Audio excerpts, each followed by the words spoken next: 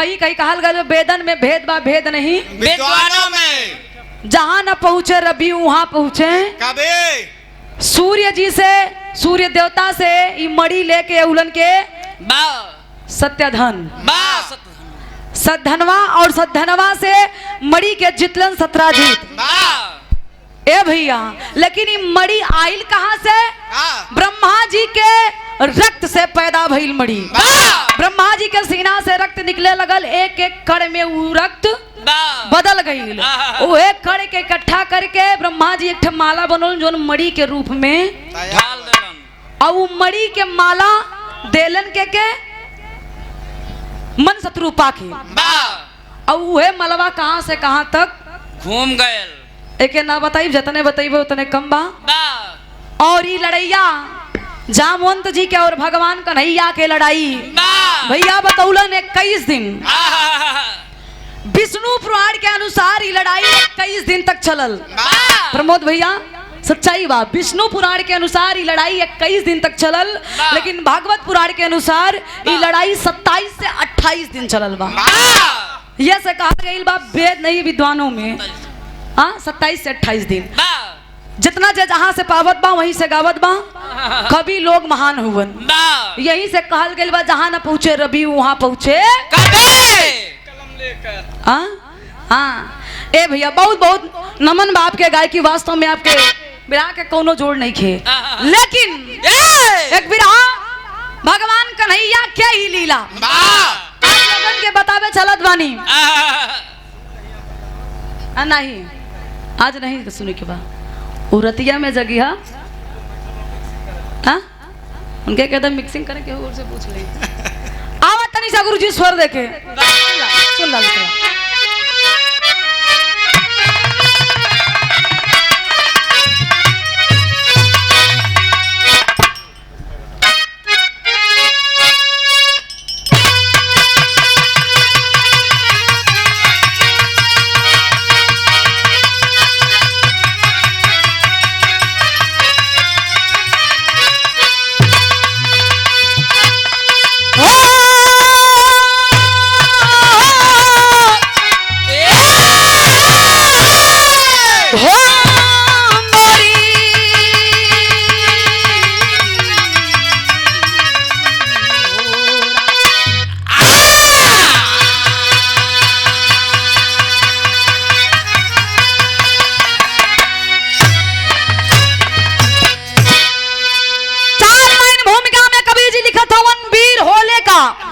कैसे लिखलन?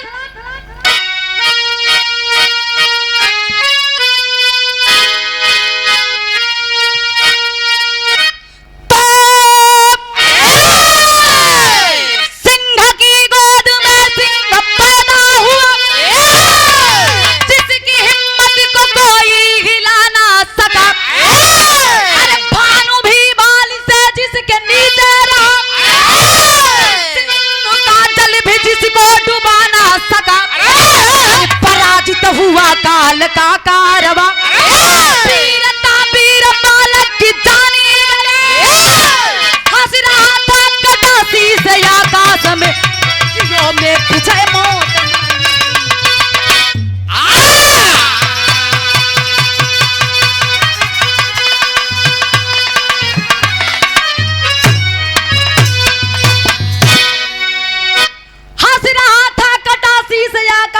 सुर्खियों में विजय मौत मानी गई। ए भैया कहल गईल बा वीर, वीर होले का जेके अपने वीरता पे कबो घमंड नहीं होला।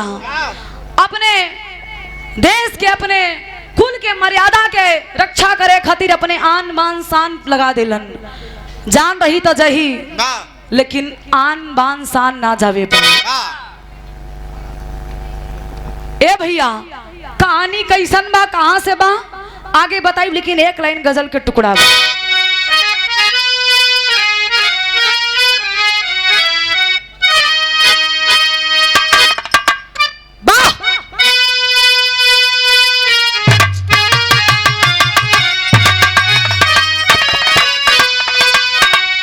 स्वर्गीय रामदेव उस्ताद अपने जवानी के आलम में गजल के गौलन।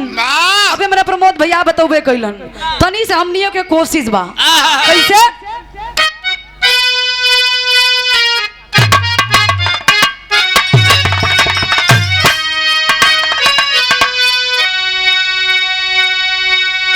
अरे काबे में अरे काबे में तेरा जलवा सी में न जा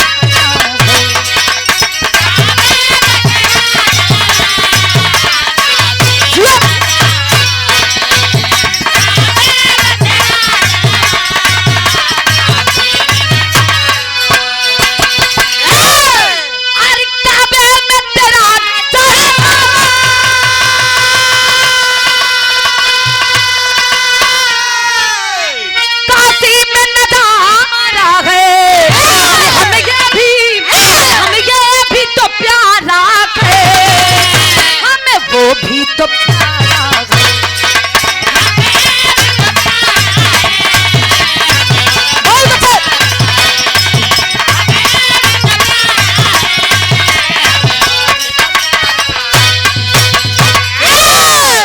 लेकिन मैं भाव में हमरे गया कवि जी बड़ी सुंदर लाइन लिखत हुवन कहल गइल बा वीर लाखों में एक होलन लेकिन जोन मौगा होलन रोज मरेलन रोज ऐसे बीरम खातिर ही लाइन बा कैसे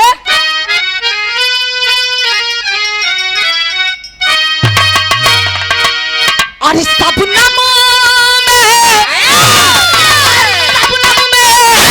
सपनम में छुपा सोला अंगा जीवन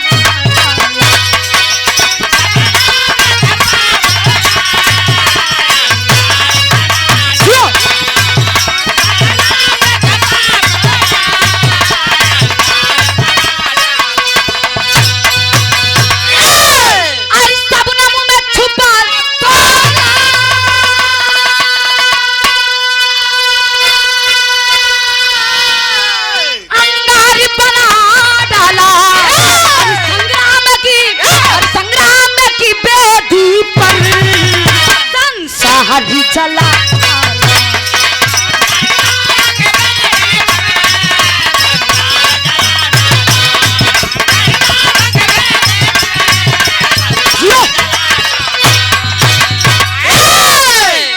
संग्राम की बेदी पर संसार जला डाला सपनम में छुपा 16 अंगार बना डाला लेकिन कहानी के कहां से बा कहां से मेरे कबीर जी लिखत हूं शुरुआत बा गुरुजी शेर में कहना है कैसे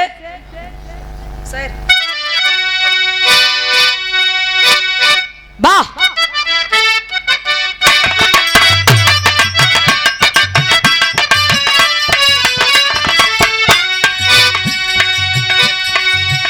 कि जन्मा के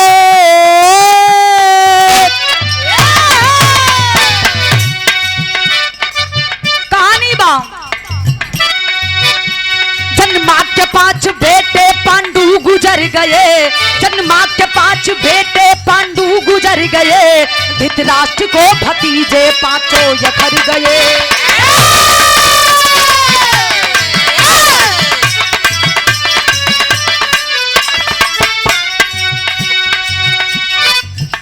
तारीख हुई पावनी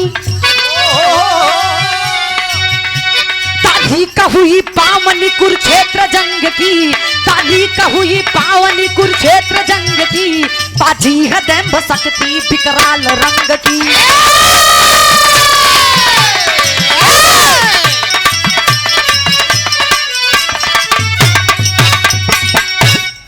ए भैया कहानी के तनी सुनी जा आज भगवान कन्हैया एक लीला चलन ई कन्हैया के लीलवे हा भगवान कन्हैया अर्जुन जी और धर्मराज युधिष्ठिर भीम नकुल सहदेव 5 पांडवन के समझौलन कि अगर हिस्सा हक अधिकार मंगले पे ना मिले तो छीनल बड़ा जरूरी बा कबो कबो घी सीधी उंगली से ना निकला तो टेढ़ी उंगली अर्जुन जी कहलन मतलब कहलन कि तोहार भाई कौरव ही तोनी के हक अधिकार हिस्सा ना दे हाँ जाके अपन हिस्सा मांगा। अर्जुन जी के बतिया समझ में आ गई पंचो। भगवान कन्हैया के कहला के अनुसार कुरुक्षेत्र के जब कुरुक्षेत्र के रचना भइल तो यार माई कुंती के चिंता बा डर बा कहीं हमारे 5 बेटवा के कुछ हो ना जाए। अगर हमारे 5 लड़का के कुछ हो गए तो हमारी जिंदगी नरक हो जाई। क्या करा सारे हम जिया माई कुंती चलल है कहा गुरुजी एक लाइन तरज हो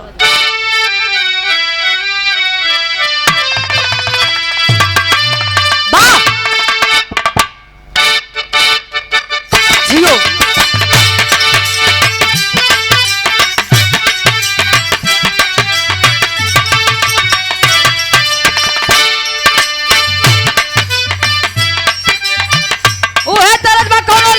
कोनो लड़की के कहलस का कहलस भैया ये कहता ए ओ सुना कितनी काटा कदे तू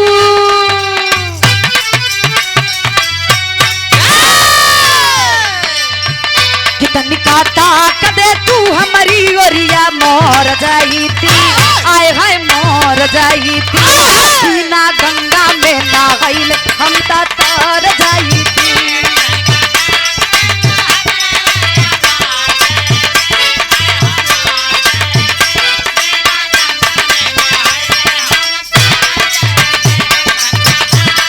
अरे जिया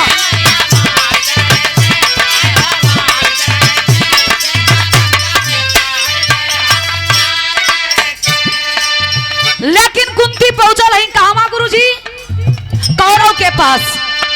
आज जब कौरव के पास पहुंचलिन तब भेंट होकर बाके करा से कि कहली कुंती तब गंधारी से सुनाए बतिया वो सुनाए बतिया काहे कैले बाडू बहिनी तू कठोर छतिया।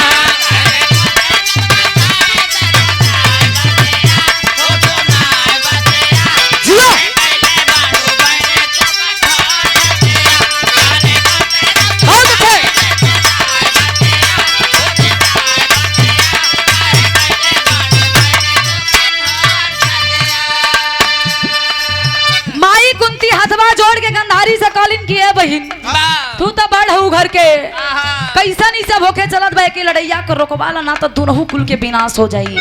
ए पंचो आखिर माई तब माई होली माई खातिर अपन लाल के मौत के मुंह में भेजल मालूम पड़े कि करेजा चीर के केहू के देवे के बा। ए भैया माई चलल है गंधारी से लेकिन गंधारी मना कर दिल कि हमरे बस के बाद चलने कहा धृतराष्ट्र के पास कहलिन का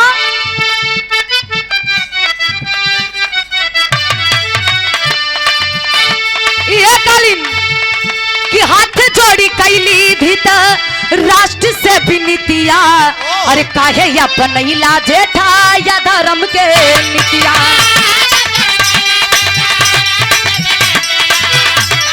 बहुत अच्छे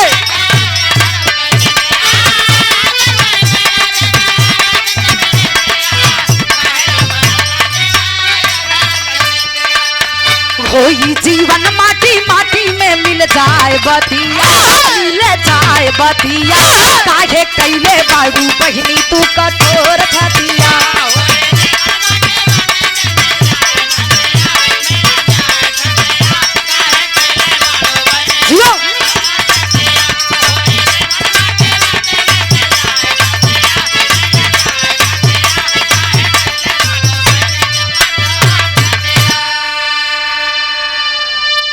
धृतराष्ट्र जाके कुंती हाथ जोड़ के निवेदन कर लेकिन ए पंचो आज धृतराष्ट्र मना कर दिलन कि हमरे बस के बाद नहीं बा काहे से कि दुर्योधन हटी बा अगर उठान लेलस बा तो कर के दिखाई। ए भैया माई के अखिया में आंसू बा अब माई लौटल है अब भेंट कैसी भइल नसरती उर्फ अहिल्यावती जेकरे बेटवा के नाम बर्बरीक बतावल गई। जब भेंट भई तो नसरती पूछा था कि ए कुंती माई तोरा अखिया में आंसू काहे बा कुंती के बतिया सुन के आज नरसती जब माई कुंती पूरी बतिया बतौलिन काहे खातिर हम रोवत बानी आ कहवा से लौटल बानी तो नरसती एक ठे काम करे चलत है। का कइलिन गुरुजी? एक लाइन तरज है।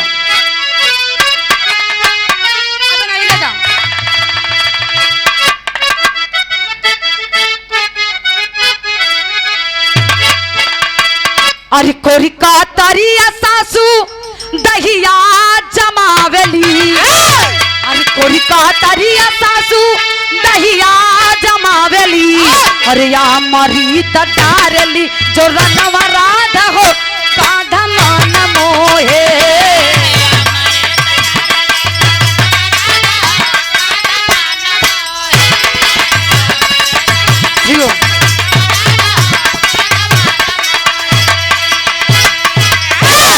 लेकिन यार माई कुंती बता के चल गईली नसरती के बेटवा जेकर नाम बरबरी खा बगीचवा में खेलत बा। नसरती अपने बेटवा बरबरी के बोला के एक बात कहलिन। का कहलिन गुरुजी?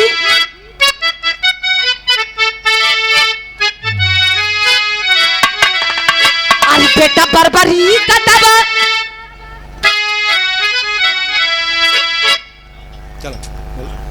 कहलिन का?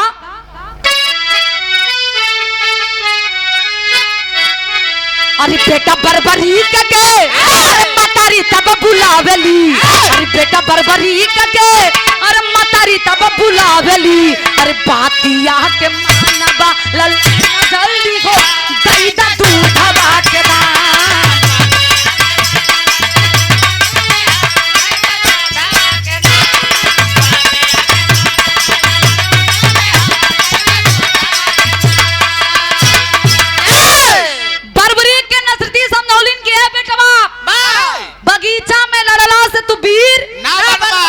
अगर वीर बनही के बात अपने माई के हई बतिया सुना। का कालीन भैया?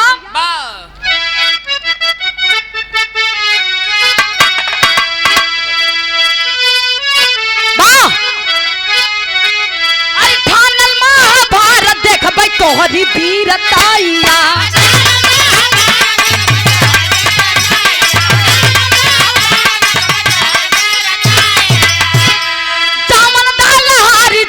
करबा लड़ाइया,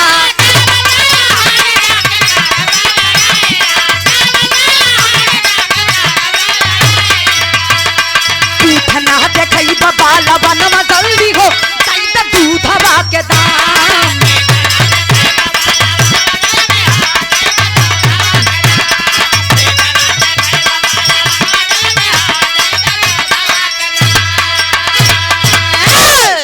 ए भैया माई नसती बरबरी के समझौलिन की बेटा सुनिहा महाभारत के कुरुक्षेत्र के रचना हो गई बा। बड़े बड़े वीर आवत हुवन और सब के वो अपने ताकत के जमावत हुवन। तो एक काम कर, अगर तोहरा के वीर बने के बाद तो जाके कुरुक्षेत्र के मैदान में भाग लेला। जवन दल हारी उहे दल से जाके लड़ाई करी हा। माई के बतिया जब बरबरीक सुनलस 12 से 14 साल के लड़का बाबूजी बतिया सुन ले हा शरीरिया में आग लगल बा। माई से कलन किए माई हई हमार बतिया तनी से गौर से सुनी हा।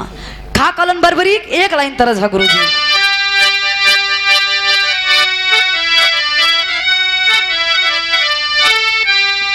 अरे का बाहुरा गइलु ना हे यैया, का बाहुरा गइलु ना,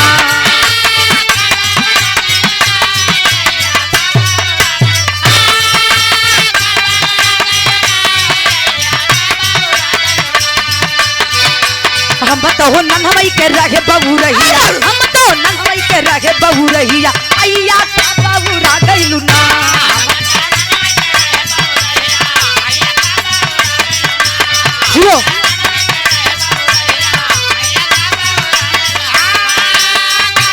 बहुत अच्छे बहुत अच्छे।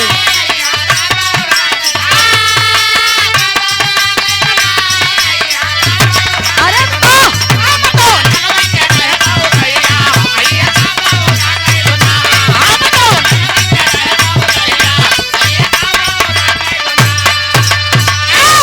लेकिन बरबरी भाई लागत तो के अपने दूध पे शंका बा, अपने लड़का के वीरता पे शंका बा, लेकिन हमार बात है गौर से सुनी। हाँ का कालन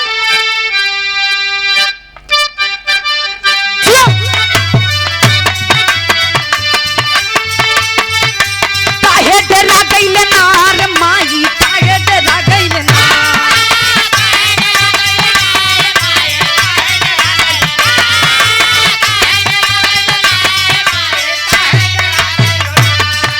हमसे महाकाल ठहराई, महाकाल ठहराई माई, काहे डरा गइले नार।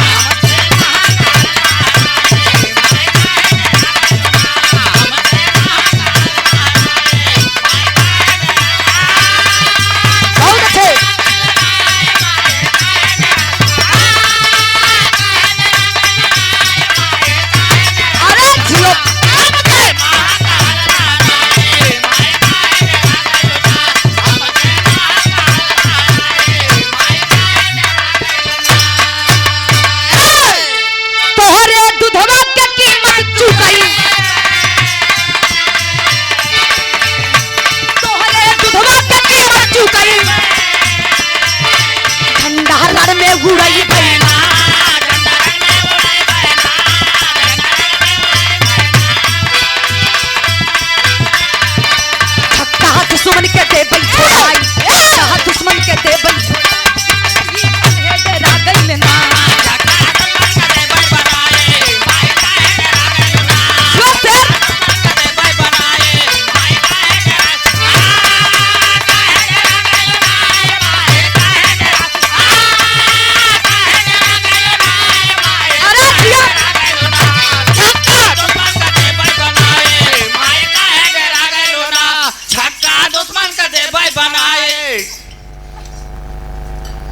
अरे पागल, छक्का दुश्मन के देबई छोड़ाई,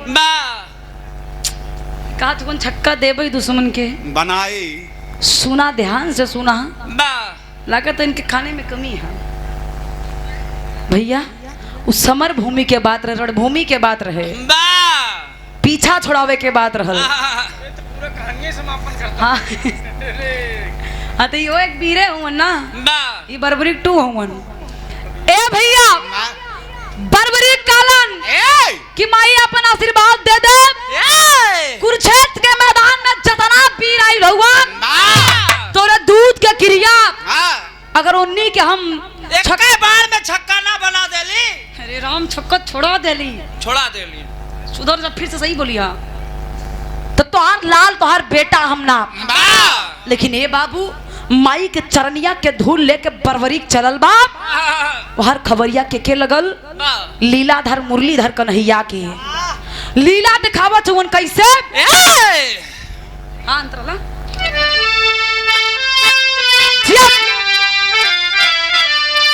अरे लेके चला दुआ पर, लेके दुआ मोहन पौले खबरिया ना,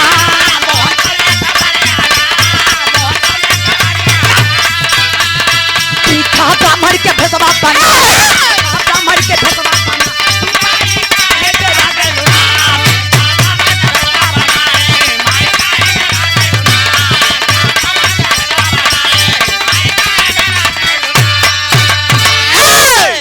वृद्ध ब्राह्मण के भेसवा बनाई माई काहे डरा गइले ना।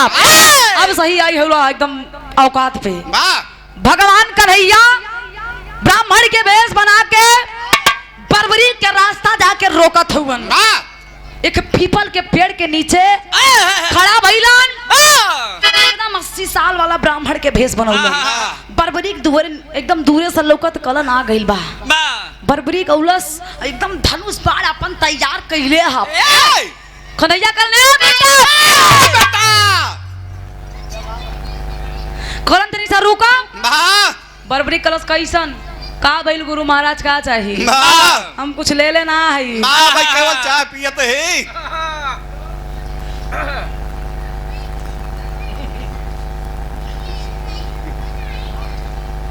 धर्म के गार्जियन सभाजी यादव के भतीज लालचंद मुन्ना भैया की तरफ से शानदार 101 रुपया के आशीर्वाद। बेटी देखा पहले। प्रत्युष यादव के बर्थडे के प्रत्युष यादव के बर्थडे प्रत्यूष आज बर्थडे है क्या? आज बर्थडे है। ये प्रत्युष बाबू के बर्थडे के उपलक्ष्य में शानदार 200 रुपया के आशीर्वाद। वाह जन्मदिन की ढेर सारी शुभकामनाएं। आहा आप जियो हजारों साल, वाह माई बाप के बहन भाई के नाम रोशन करा। तो आज हमारे सुभाष भैया डबल डबल जानना काम कर। वाह आप पियो हजारों साल। अरे राम, जियो हजारों साल। वाह केवल पीएम इनकर ध्यान बा भाई। शानदार 200 रुपया के आशीर्वाद। बहुत बहुत प्रणाम हो। रामनाथ पाल कुठवा की धरती से 51 रुपया के आशीर्वाद। हमके लगा था 9 बज गए ना। अच्छा ठीक बा, बहुत बहुत धन्यवाद। एक सोहर हुई बर्थडे के उपलक्ष्य में सोहर हुई, लेकिन बिरहा के बाद ना तो बिरहा गड़बड़ा जाए। ए भैया सुनिया, कन्हैया कलन है बेटा, रुक आप। बेटा कर मुंह डाल दे साले करताल भाई। जाए दा कन्हैया कहा रहने का तू का चाहत हुआ उनका समझा ले साले। खलन तनी से रुक आप। रुको बेटवा। अरे राम, रोक लो मैं उनका साले। ए काका शांति। कलन सुना, हई धनुष बाण लेके कहां चल देला? कहां बड़का वीर बना है बेटवा? ना समझ साले का बार ना हम तोड़ डाल वो साले का। जा ए काका अब बोली हम मत। और साले बोला तो फिर करताल ये मुहिम डाल दे। नहीं। अच्छा जे भाई लोग आप भोजन ना कैले हो तो आप लोग भोजन भी करी और विरह के साथ साथ में आनंद भी ली। पागल तू लोग के ना करी बेटा, पेटवा उतारू हुआ एकदम से। हाँ तो हम सोची तो कहाँ जाते, हम सोची कुरुक्षेत्र के मैदान में जाते होंगे नहीं लोग। ए पंचो, आखिरकार बरबरीक से कन्हैया पूछलन तो बरबरी कलश तू ब्राह्मण के जाती हुआ, हमारा से हमारा रास्ता मत रोका और हम कुछ ले ले ओले। बरबरी सॉरी कन्हैया कलन लड़का बड़ा हठी है, ऐसा ना मानी। कन्हैया सवाल कैलन का गुरुजी? स्वर्गीय रामदेव उस्ताद वाली तर्ज है। कैसे?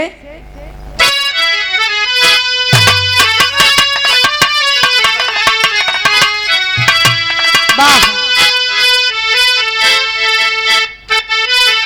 जियो। अरे या बही उमरिया,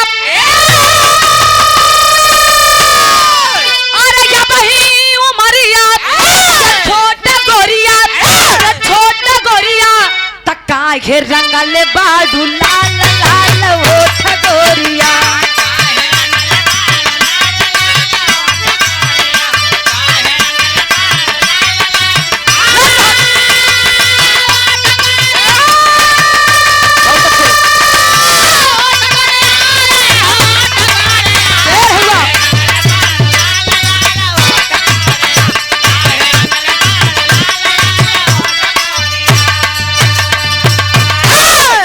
लेकिन भगवान कन्हैया बरबरीक से सवाल कैलन।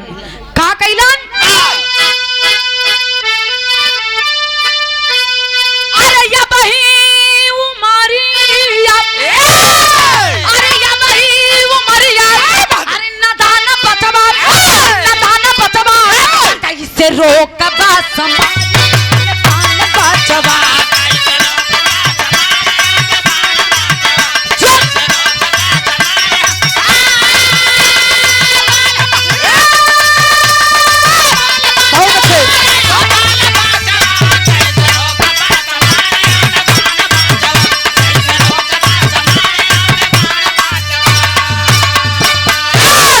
सेना या पार कुरुक्षेत्र में तूफानी, सेना या पार कुरुक्षेत्र में तूफानी, अरे लई लई गई छड़ में तो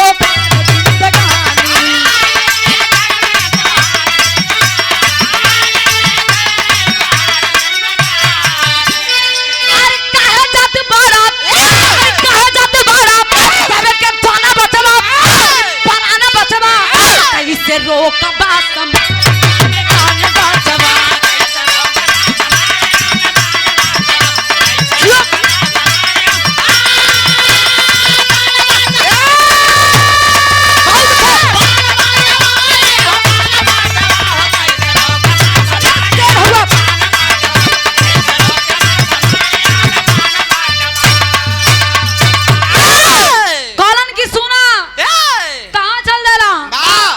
बर्बरी कलश कुरुक्षेत्र के रचना भइल, हमार माई हमके वहीं भेजत बा लड़ाई करे खातिर। भगवान के नहीं करन ए बेटा जन तो हुआ वहाँ का होत बा कलन नहीं ना जानते तो वही बता दा कलन। अरे बाप रे बाप, धरती के सबसे बड़ा वीर वहाँ लड़े जात हुवन। अर्जुन के नाम सुन लिया हुआ, वह बड़ी बड़ी हाथी है यहाँ हस्ती हाथी कलन 1000 हाथी के बल के बराबर भीम जी हुवन। औरी ना भीष्म पितामह हुवन। तू हेतनी बड़ी धनुष बाण लेके अक्कड़ के बातें मत करा, वो लड़ाइया में जइहा ए बेटा। और द्रोणाचार्य जैसन महान हस्ती अब तुहार हुआ कहाँ लागी? रिपोर्ट है बेटवा, तुहार बात नहीं करते कन्हैया के बात करते हुआ ना, कन्हैया का ना। हाँ ठीक। ए भैया बर्बरी कलश ये सुना, हमके ऐसन वैसन मत समझा। देखई में छोट हई, खींच के बाण मारा छतिया फाड़ के घुसुर जाई। कलन की ना मनबा कलन नाही, कलन एक शर्त बा, ऐ शर्तिया पूर्ण करत तब जहाँ शर्त का रखलन कि बरजन मनबा ये कलन कि बरजन मनबा तब बात ये गो दे दी पीपर के पाती के तिरिया से।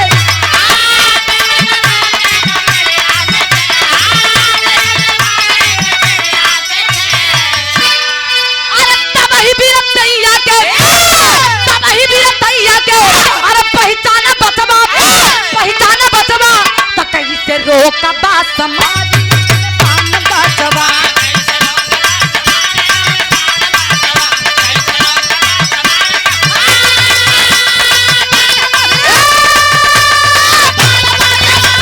अरे जिया जिया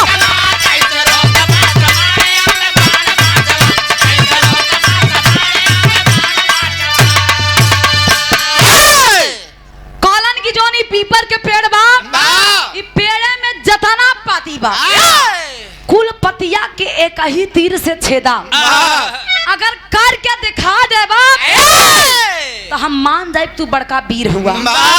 अना दिखा पहिला तो जैसे आई रहुआ वैसे लौट गया बेटवा।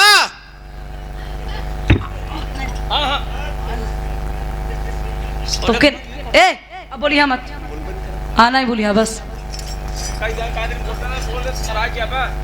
हाँ तो अब के हम बचाऊ ना पाऊ, खतरनाक हथियार ले ले शांति रहे। एक फाट मारो साले लहू फेंक दे बाबा। बस बस देवता आई जा अपने लाइन पे। बा दूसर का मारब तो अशोक सिंह के लगे चला जा बा। बस बस बस अब जिन भेजा उनके। ए भैया बर्बरी से भगवान कन्हैया जब कहलन तब बर्बरी आओ न देखलस ताव देखलस उठौले धनुष बाण कहलस से कहीं शर्त रही ना कन्हैया कहलन ए बेटा ये करके दिखावा, ये कर दे तो हम मान जब बढ़िया हुआ ना तो यहाँ से चल जा दूध पिया। जी राम कन्हैया का तरह ना। हाँ ऐसे फरिया के बोला ना तो मार खा जाइबा तू। वो हथियार देख तू ना ए भैया तरज बा कैसे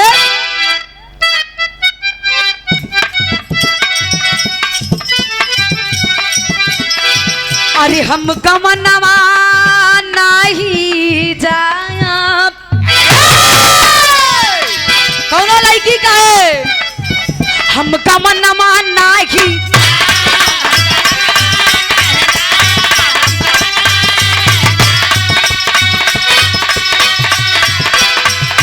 पीछे परल यही रे बेईमानवा, पीछे परल यही रे बेईमानवा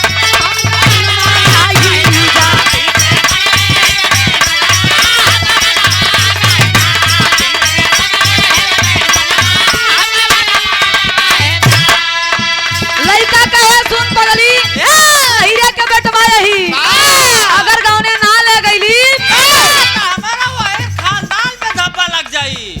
कहलस कि हम गमनमा लइके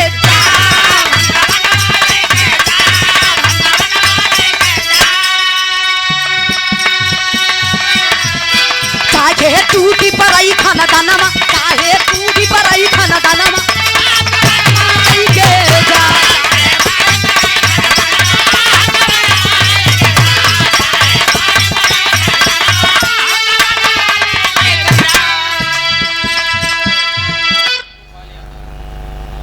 जबलपुर की ऐतिहासिक धरती से राम गोपाल यादव गार्जियन की तरफ से शानदार 101 रुपया के आशीर्वाद बहुत बहुत की तरफ बा।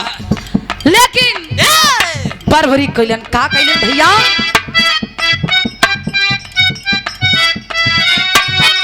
अरे तब लला नमा बकाना, तब लला नमा बका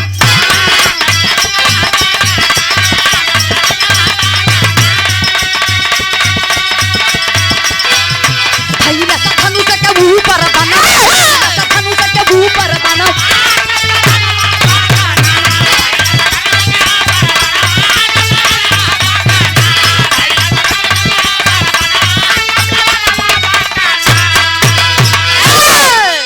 मारा बाण बिकट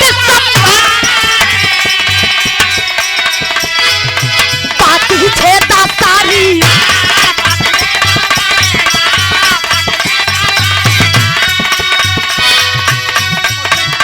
मोहन तकित हुए देही छनमा, मोहन तकित हुए देही छनमा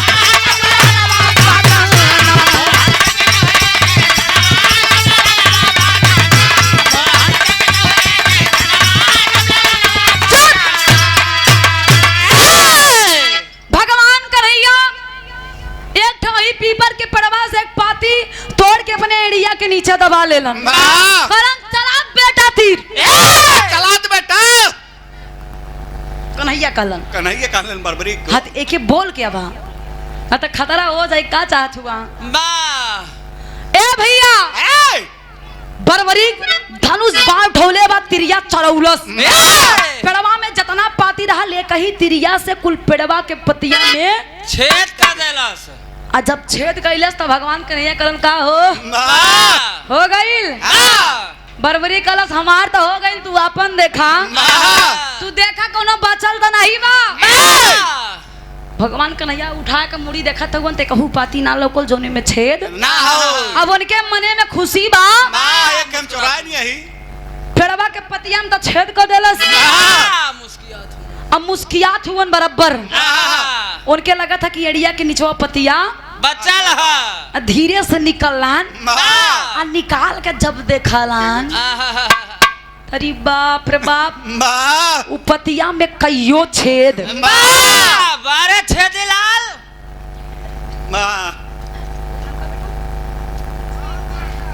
ये छोट बच्ची हमरे श्रद्धा की तरफ से ये 101 रुपया के पुरस्कार, बच्ची के बहुत बहुत आशीर्वाद बा।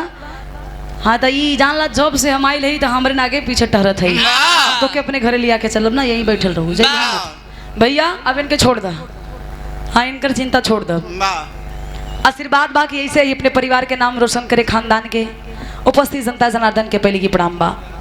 ए भैया यार लेकिन जब पतिया उठा के देखलन कहियो छेद तो बरबरी कलर का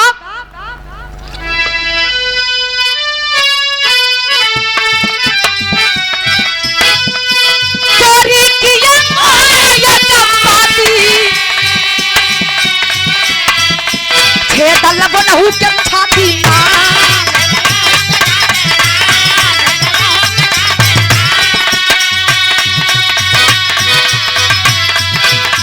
हमारी हसे बलवना, हमारी हसे बलवना।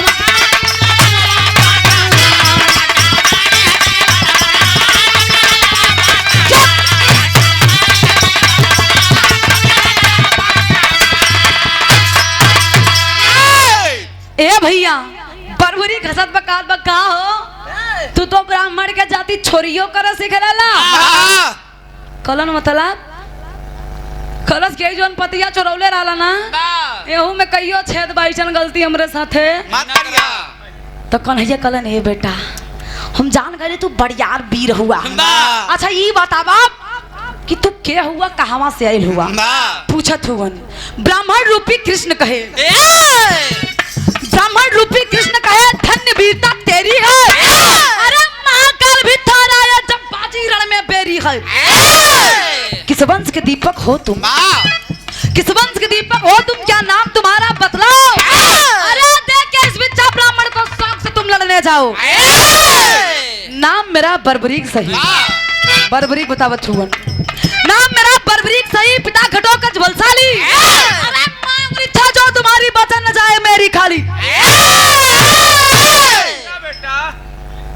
कलन हमारा नाम बर्बरीक, हमारे पिताजी का नाम घटोत्कच। हमारे घटोत्कच होश में तोहरे पिता का नाम है भाई। हमारे ना बर्बरीक के कलन सुना, हमनी जवन दे देली बचन, उ बचन से कबो पीछा पीछे नहीं हटीला। ए भैया कहलन तब भगवान कन्हैया कहलन हम तो कहिए से इंतजार में रहली, तू हमके बचन दा, हम तोहरा से कुछ मांगे। मंगलन कहा मंगलन भैया, तेरी में कहना है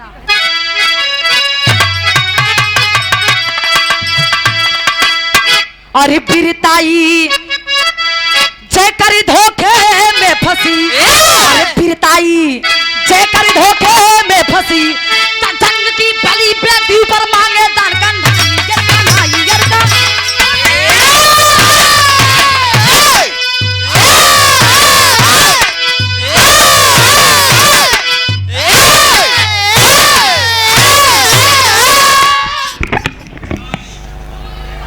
जिगा जिगा जिगा। वाह ये है असली वीर रस। हाँ तो हम तो सोची काका ढील हुआ लगी, नहीं तो जोश कुछ ज्यादा ही बा।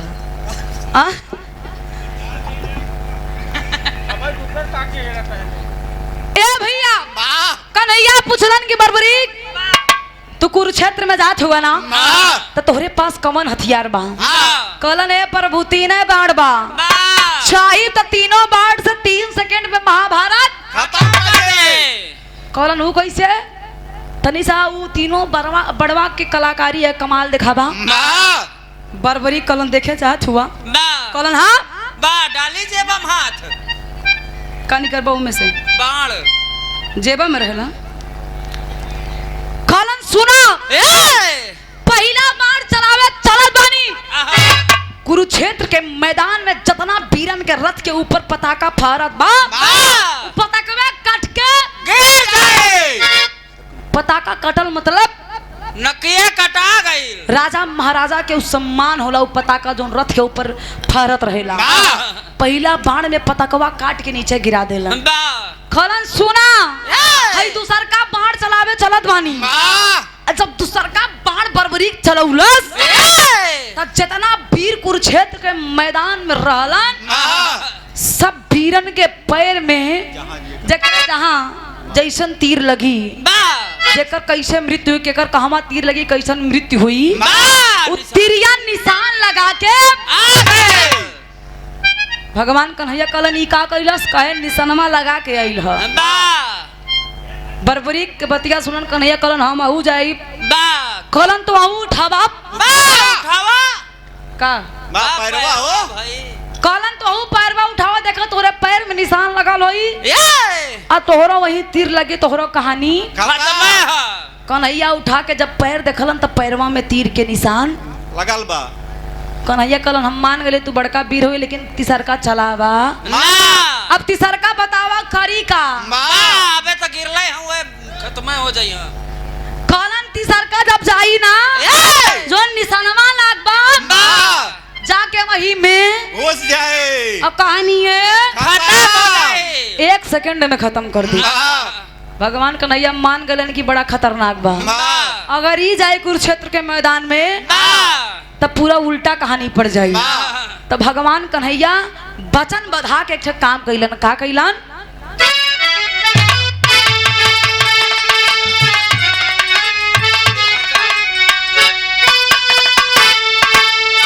अरे वचन बधा के करबौले करार मोहन बलदाई, वचन बधा के करबौले करार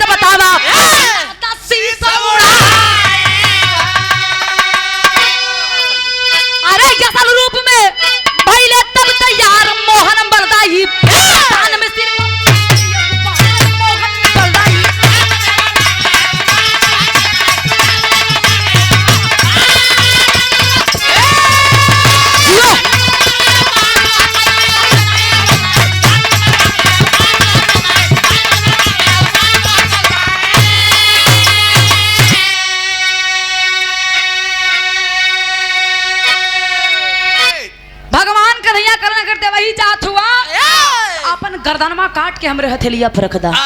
जितनी बतिया जब फरवरी बाबूजी 14 से 15 साल के लड़का सुनलस तो 2 कदम पीछे हटल और दिमाग लगौलस कि कोनो साधारण इंसान त ना हई, हमार गर्दन मांगत हुवन, तेकर मतलब कोनो साधारण इंसान ना बरबरी करन के सुना, ढेर माया मत दिखावा, तू हौवा का अपने असली रूप में और ना तो जितना छेदी पतिया में कैली ना उतना तोरे शरीरिया में कह दे।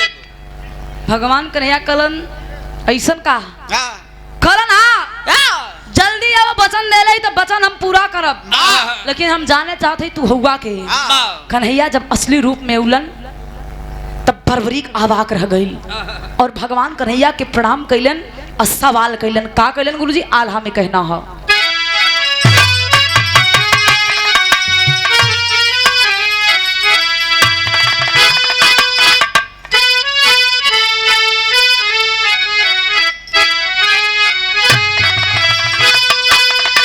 अरे तो है का करैला गुरु क्षेत्र के रचनवा पंडो तल के बानल बाटा सारा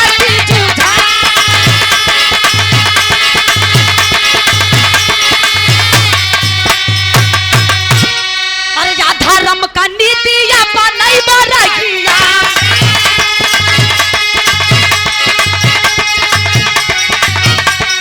धर्म युद्ध होई मौलाई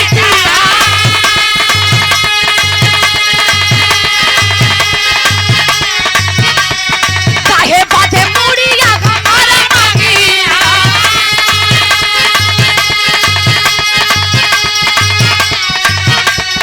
बचन बधा के कैला धोखा के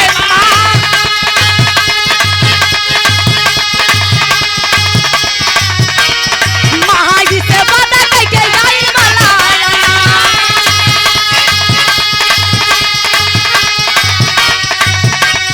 चमन डाली हरी जाके लाड़ा सुधा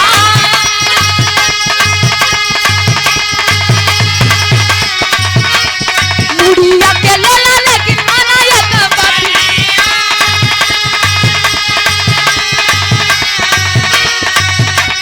माई के हो तोहरा पूजैया लकारा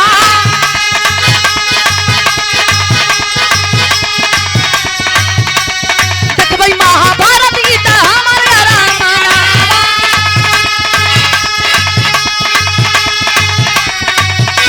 अरे देखबै महाभारत हमर रामायण तया खिया के ज्योति नाही बुझै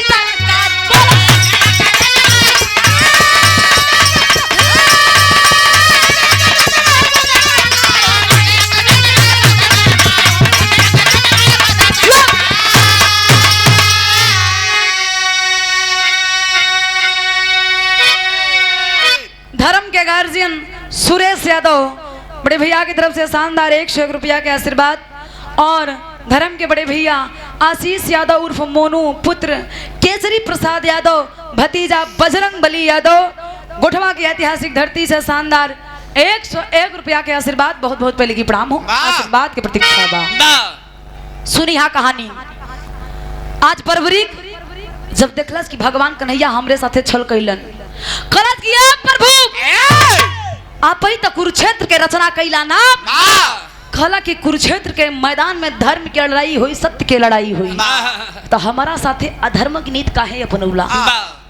कौन कसूर हमार रहल कि जोन बतिया में फांस के हमार गर्दनमा मांग लेला? अपने माई से हम वादा करके आइल बानी कि जमन दलहारी उदल से हम लड़ाई करब, अपने माई के दूध के कर्ज अदा करब।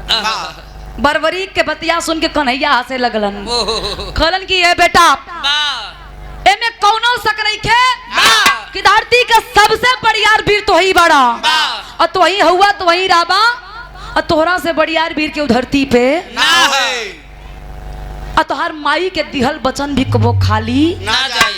कहलन उ कैसे?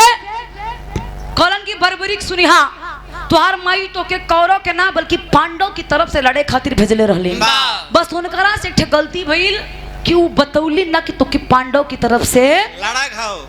ये से अगर तू मैदानवा में जाइबा, कुरुक्षेत्र में जाइबा तो तोहरे माई के वचन कबो पूरा ना होए। हमार मजबूरी बा बा तुहार गर्दन मांगल बरबरी खसे लगल कि वचन दे दे ही वचन से कबो पीछे ना हटे। ई हमार खूनी हमार खानदानी एगो वादा रहल हमरे पिताजी जे के वचन देलन कबो पीछे ना हटला आ हमहू नहीं के लइका बानी वाह। अगर वचन दे देले बानी तब पीछे ना हटे। ए भैया पार्थ यादव बाबू की तरफ से ये 51 रुपए का पुरस्कार बहुत बहुत आशीर्वाद बा इनके माता पिता के पैर छू के पहली की बा बा आशीर्वाद के प्रतीक्षा बा बा मम्मी के मम्मियों के बार बार प्रणाम हाँ बा माता पिता एक ही बहन भैया माता पिता मम्मी अलग होंगे जहाँ ये कलयुग वाला मम्मी मॉम ए भैया बा सुनी हाँ आज बरबरी भगवान कन्हैया से निवेदन कैलन कि ए प्रभु बा हमार गर्दन लेला हमके कोनो शंका नहीं के कोनो तकलीफ ना हो। लेकिन हमारी इच्छा बा कि हमारे आँखी के रोशनी बुझे ना पावे अब पूरी महाभारत के हम लड़ाई देखल चाहत बनी बा भगवान कन्हैया कलन यो मस्त तुम्हारी इच्छा बरबरीक जरूर पूरी होगी। अब जब भगवान कन्हैया आशीर्वाद देलन तब बरबरीक आज गर्दनवा काट के कन्हैया के हथेली पे रखा था। बा 12-14 साल के लड़का इतना कम उम्र में इतना बढ़ियार काम करके दिखौलस। बा पत्थर दिल जे रही ओकर पिघल जाइए। दुनिया के मालिक भगवान कन्हैया जब हथेलिया पे रखलन तो होत का बा खड़ी में कहना है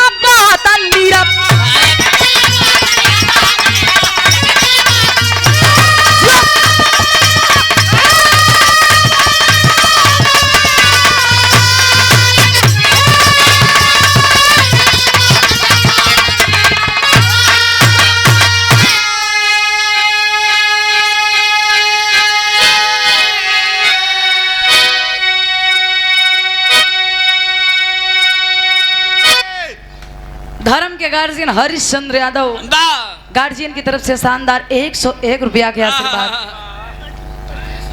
हाँ?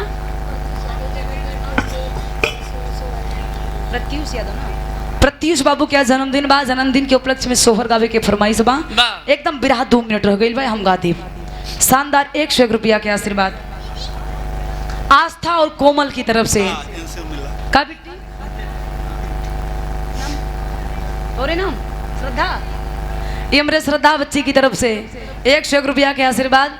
भैया कहाँ हुआ इनकर नजर झरा दिया सवेरे बा भैया नजर बहुत तेज लगावा थी ने। बक हमार तो नजर कहियो ना लगी लेकिन तुहार जरूर लगी यही से हम कहली बा बहुत बहुत आशीर्वाद है मालिक करे ऐसे ही बनल रहे। उपस्थित जनता जनार्दन के पहले की प्रणाम हो। बा लेकिन सुनी हाँ आज भगवान कन्हैया हथवा में जब कटल सिर के ले हुवन तो लेके चलल हुवन सुमेर नामक पर्वत पे अखिया से आंसू झरझर झरझर बाबूजी बहाता लेके सुमेर नामक पर्वत पे गईलन वही ऊंचे शिखर पे रखलन जहां से पूरी महाभारत के लड़ाई दिखाते रहे। लड़ाइया खत्म भइल पांडवन के जीत भइल कौरव के हार भइल। जब पांडवन के जीत भइल बाबूजी पांडव के अंदर घमंड आ गई। जब घमंड आयल तो भगवान कन्हैया सोच गए कि यह घमंड अहंकार रहे कि कौरव के विनाश भइल। अगर ये पांचों भाई के घमंड आई तो इन्हों के विनाश। ए बाबू भगवान कन्हैया पांचों जन के बुलौलन अब पांचों भाई के लेके चलन सुमेर नामक पर्वत पे जहां बरबरी के कटल सिर रखल रहे। अखिया के रोशनी जिंदा बा ये पंचो पांचों भाई गैलन और कटल सिर के सामने खड़ा कर देलन। कन्हैया कलन की है अर्जुन है भीम है नकुल सहदेव देखिए इस कटल सिर को ये कोई आम इंसान नहीं है। ये वीरन में महावीर महापराक्रमी इनका नाम बरबरीक ये नहीं के देन ब पांचों जन तू आज जीवित हुआ और महाभारत के लड़ाई जीतल हुआ। ए भैया अब भीम कहलन कि ऐसा कैसे हो सकेला, कहो इतनी लड़ाई हम लड़ले तब तो हमनी जीतल हई।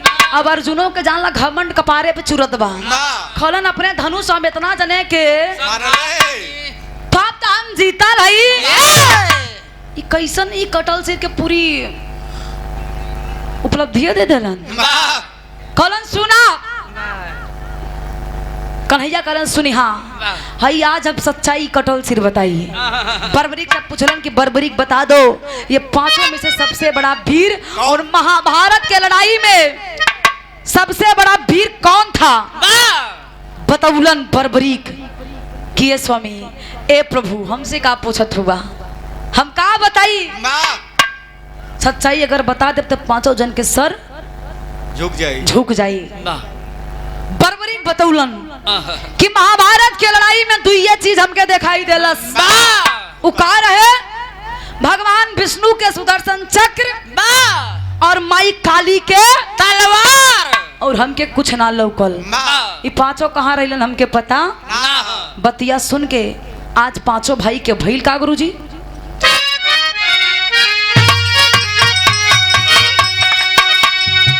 अरे छुपल भेद मधुसूदन जी दिहले तबुबत,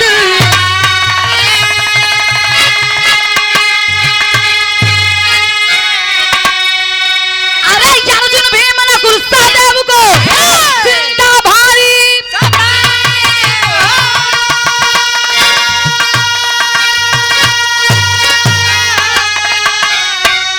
अरे माटी हो गईली जमनिया बहावत।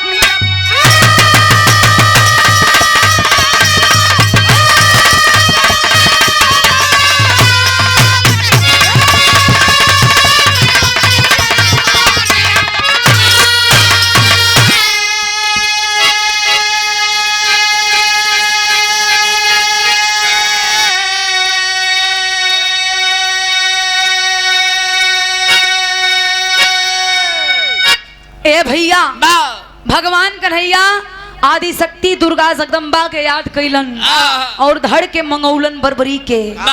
फिर से बर्बरी के धड़ और सिर जोड़ल गईल, बर्बरी के नया जीवन मिलल। बर्बरी खाटू नामक गांव में तपस्या करके अपने शरीर के तगलन और राजपाट के मोह के त्याग देलन, तपस्या कैलन। शरीर के जौने स्थान पे त्यागलन वो स्थान के नाम पड़ल खाटू श्याम। आज जौन की राजस्थान में स्थित था, लोग जायलन, दर्शन करेलन, पूजा पाठ करेलन। अंतिम और आखिरी लाइन में कहना पड़ा,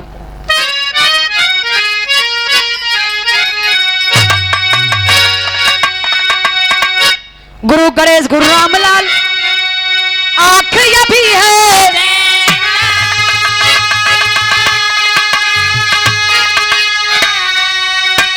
अरे स्वर्ग से चंद्रिका कभी प्यारे लाल की गीत चुनिंदा,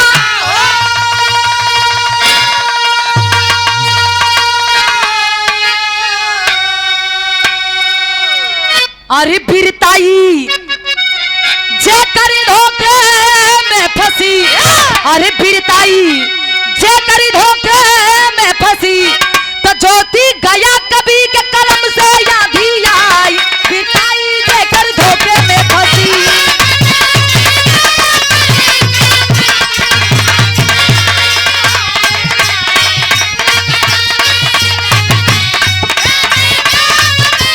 बहुत अच्छे।